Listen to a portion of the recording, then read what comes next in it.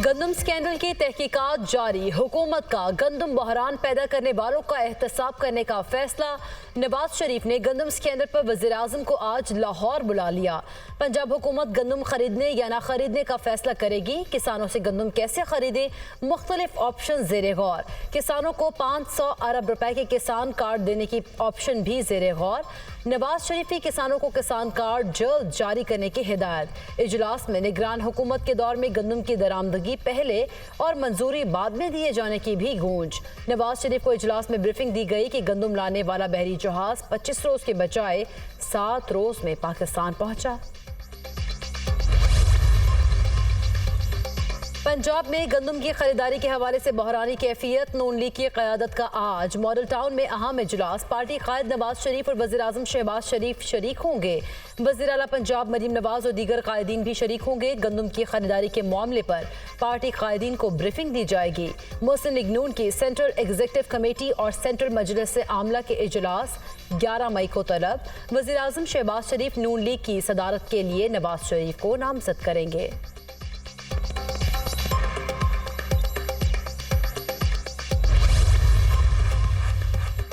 साबिक वज़ीर आज़म अनवारुल हक काकड़ और लीगी रहनुमा हनीफ अब्बासी की गंदम स्कैंडल पर तल्ख कलामी। अनवारुल हक काकड़ की हनीफ अब्बासी को फॉर्म 47 की धमकियां, आप मुझे गिरफ्तार करने आए हो। अनवारुल हक काकड़ का हनीफ अब्बासी से मुकालमा।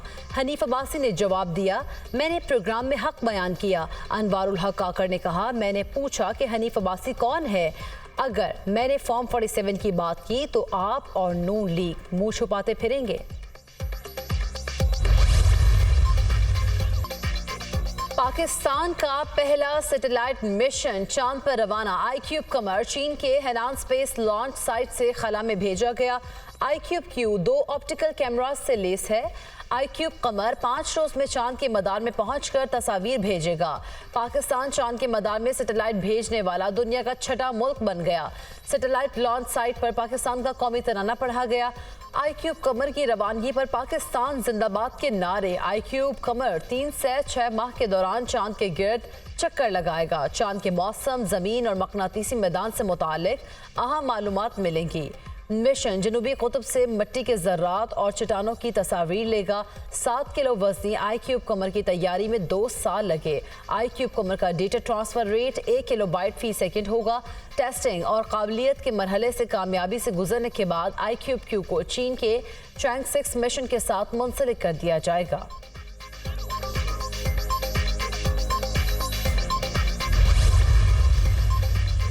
पंजाब, खैबर पख्तूनख्वा और बलूचिस्तान की गवर्नर तब्दील करने का फैसला। सरदार सलीम हैदर गवर्नर पंजाब और फैसल करीम कुंडी गवर्नर खैबर पख्तूनख्वा नामजद।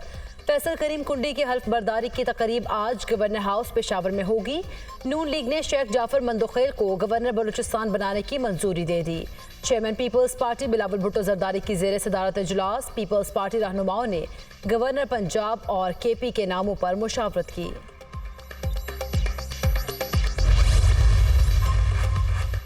वज़ीर आज़म शहबाज शरीफ से chairman peoples party Bilawal Bhutto की मुलाकात। मुल्क की मजमूई सियासी सूरत हाल पर तबादला ख्याल किया गया। वज़ीर आज़म का एक बार फिर बिलावल भुट्टो को मिलकर आगे बढ़ने पर जोर। हुकूमत का हिस्सा बनने की पेशकश की। वज़ीर आज़म और बिलावल भुट्टो के दरमियान गवर्नर्स की तकर्री पर मुशावरत। बिलावल भुट्टो ने पंजाब और खैबर पख्तूनख्वा के लिए नाम तजवीज़ किए। Army chief general Syed Asim Munir से बॉक्सर आमिर खान और मार्शल आर्ट्स चैंपियन शाहजेब की मुलाकात। आर्मी चीफ ने खेलों के मैदान में शानदार कामयाबियों पर दोनों को सराहा। ISPR के मुताबिक आर्मी चीफ का पाकिस्तान के नौजवानों की शानदार सलाहियतों पर मुकम्मल एतमाद का इजहार।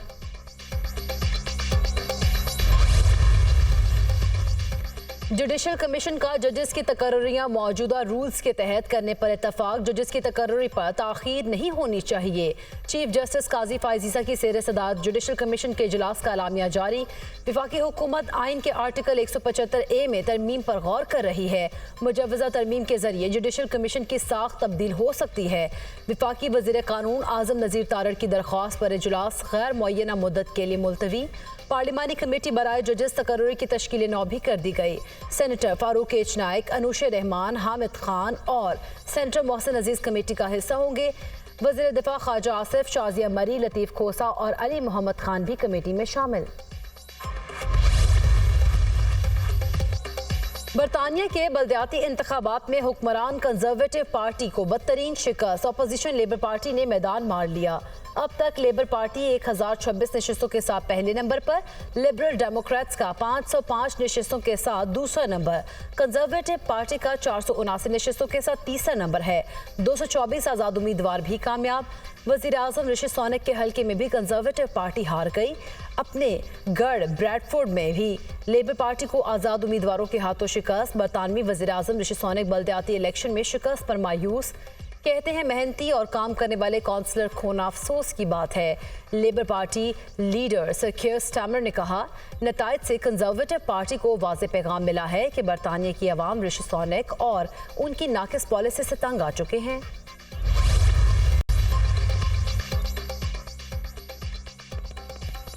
अपोजिशन इत्तेहाद में JUI फे की शमूलियत का मामला। वज़ीर आला खैबर पख्तूनख्वा अली अमीन गंडापुर के बयान के बाद JUI का PTI से नाराज़गी का इजहार।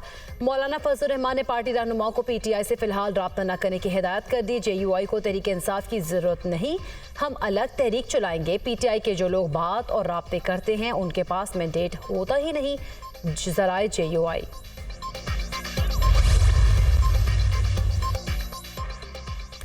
हुकूमत ने सिंध हाई कोर्ट में पुलिस वेलफेयर के नाम पर थानों में कमर्शियल सरगर्मियों का केस IG सिंध पुलिस की जानिब से जमा कराई। रिपोर्ट की तफसीलात सामने आ गई। सिंध पुलिस को दी गई ज़मीनों पर पेट्रोल पंप, दुकानें, गोदाम, फ्लैट और दफातर तामीर होने का इंकशाफ।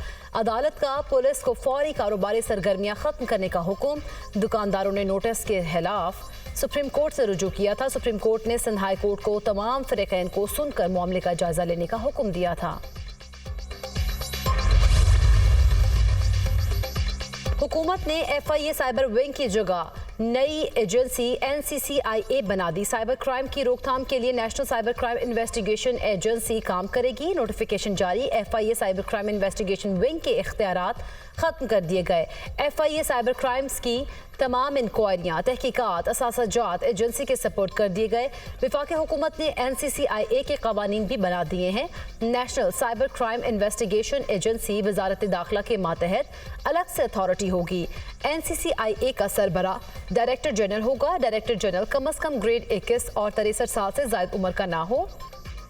एजेंसी में additional director general, directors, additional directors, assistant directors और दूसरे ज़रूरी ओहदे होंगे। DG को 2 साल के लिए वफाकी हुकूमत तैनात करेगी।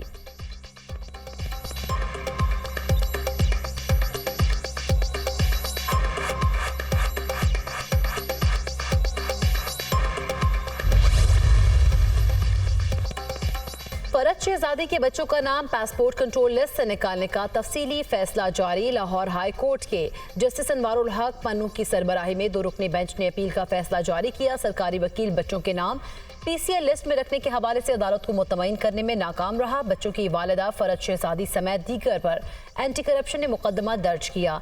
मुकदमे के मुताबिक फरज शहजादी ने करप्शन और सरकारी खजाने को बहुत नुकसान पहुंचाया। फैसला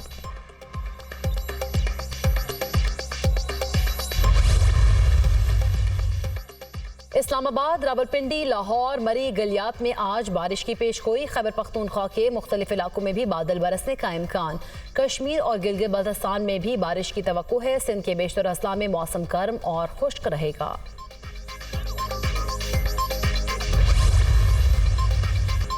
आग से लड़ने वाले जांबाज सिपाहियों का आलमी दिन। पाकिस्तान समेत दुनिया भर में फायर फाइटर्स का दिन आज मनाया जा रहा है। मकसद दुनिया भर के फायर फाइटर्स की अजीम कुर्बानियों को याद करना। फायर फाइटर्स दूसरों की जानो माल को भड़कती आग से बचाने के लिए बेखौफ व खतर फराइज सर अंजाम देते हैं। कराची में आग लगने के वाकयात में शहरियों की जानो माल का तहफ़्फ़ुज़ करते हुए 33 फायर फाइटर्स शहीद और कई मासूर हो चुके। शाम में 3 फौजी चौकियों पर कल अदम तंजीम दाइश के हमले, 15 शामी फौजी शहीद, मुतादिद जख्मी। इसराइल का भी दमिश्क के फौजी अड्डे पर फ़ज़ाई हमला। मिलिट्री तनसीबात में आग भड़क उठी। बड़े पैमाने पर जानी और माली नुकसान का खदशा।